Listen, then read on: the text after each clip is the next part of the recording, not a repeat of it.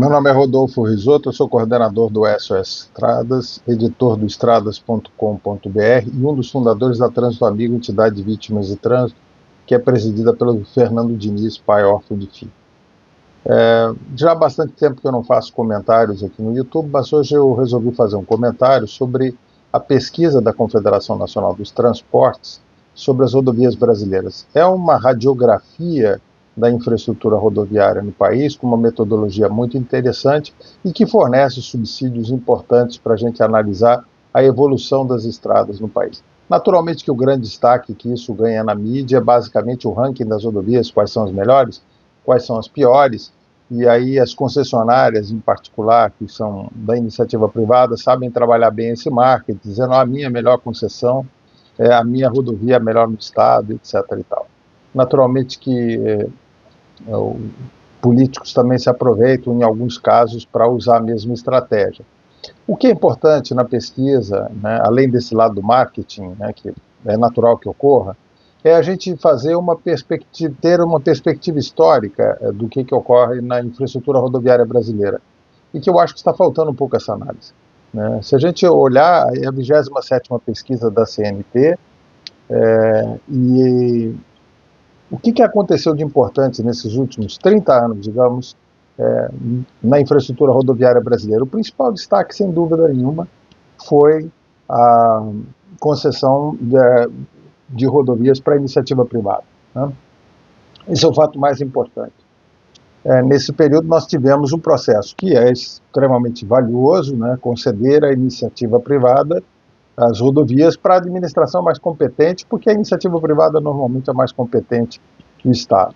Naturalmente que o processo de concessão colocou no mercado à disposição da iniciativa privada o filé mignon das rodovias brasileiras, e é assim que continuou ocorrendo. Então vai diminuindo a quantidade de trechos que são realmente filé mignon, alguns, digamos, que seriam contrafilé, mas os melhores trechos são entregues para a iniciativa privada e o Estado acaba ficando com osso. Essa que é a verdade. Mas o Estado não administra bem o filé mignon, quanto mais vai administrar o osso. Mas esse é um outro problema. E vamos ver do ponto de vista histórico o que a gente deve destacar nesse momento. Vamos fazer uma comparação. Quer dizer, se a gente pegar a rodovia mais importante do país, que foi concebida lá em 95, que é a rodovia Presidente Dutra, né?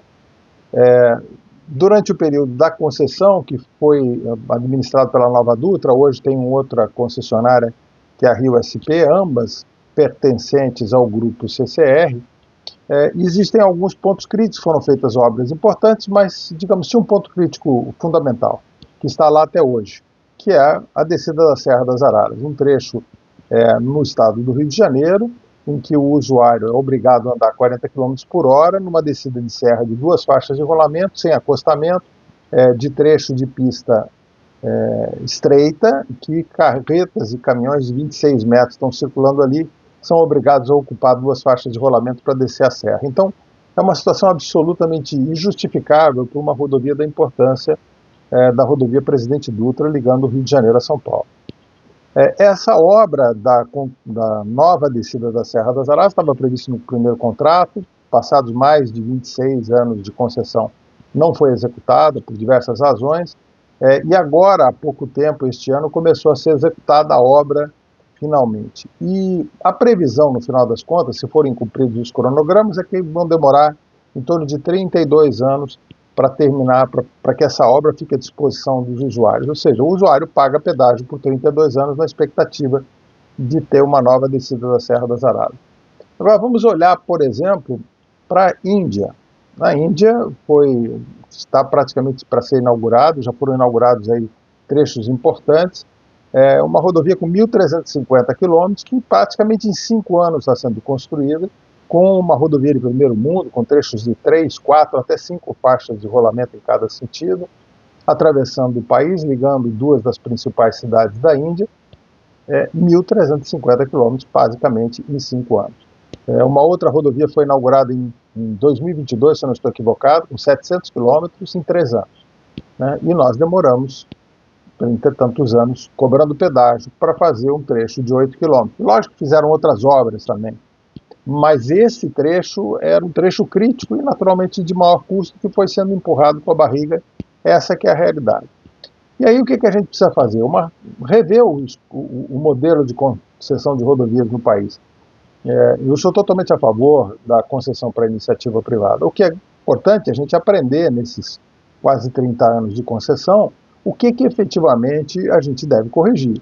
Porque eu estou ouvindo um assunto que já aconteceu no estado de São Paulo em 31 de março de 2022, o então governador da época, eu acho que saindo a candidato, se me recordo se a presidência da República ou uma outra razão qualquer, ele publica no último dia do seu governo uma extensão de contrato de 11 anos do filé mignon das rodovias de São Paulo, casualmente para o grupo CCR, né, um grupo que administra as concessões de rodovias, de várias rodovias, inclusive do trecho Rio-São Paulo, num precedente um pouco que deve ter justificativas técnicas, mas um pouco complicado de se explicar, com pouca discussão pública, digamos assim.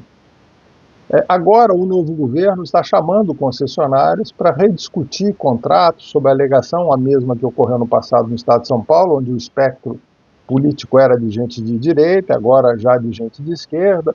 Precisamos rever o equilíbrio econômico dos contratos de concessão, buscar uma alternativa para que possa ser bom negócio para todo mundo, para a sociedade, para a iniciativa privada, etc., que, teoricamente, a gente deve observar com bons olhos. Mas é fundamental a gente entender o seguinte: nós estamos falando de extensão de contrato no Brasil, estamos discutindo extensão de contrato de 15 anos. Será que não é a hora de rediscutir isso e dizer assim, não, então vamos fazer novas licitações, dar oportunidade a outras empresas de participar dessa competição e, quem sabe, oferecer algo melhor para a sociedade, que afinal de contas entregou o filé mignon e não está recebendo adequadamente o retorno que a expectativa de todos tinham com a concessão. Nós não estamos falando de concessão de poucos anos, nós estamos falando, em alguns casos, de concessões que são de quase 30 anos de trechos concedidos, né? Então eu gostaria de trazer esse tema à reflexão. Aqueles que quiserem deixar o seu comentário ou dar o seu like ou dislike, seguir o canal ou não seguir, aí é uma decisão de cada um, mas gostaria de ouvir a opinião daqueles que têm interesse em saber de que forma realmente esse modelo de concessão pode ser aperfeiçoado para que a gente tenha uma contrapartida melhor para toda a sociedade, naturalmente atendendo os interesses também da iniciativa privada, que nada mais justo do que isso ocorra também.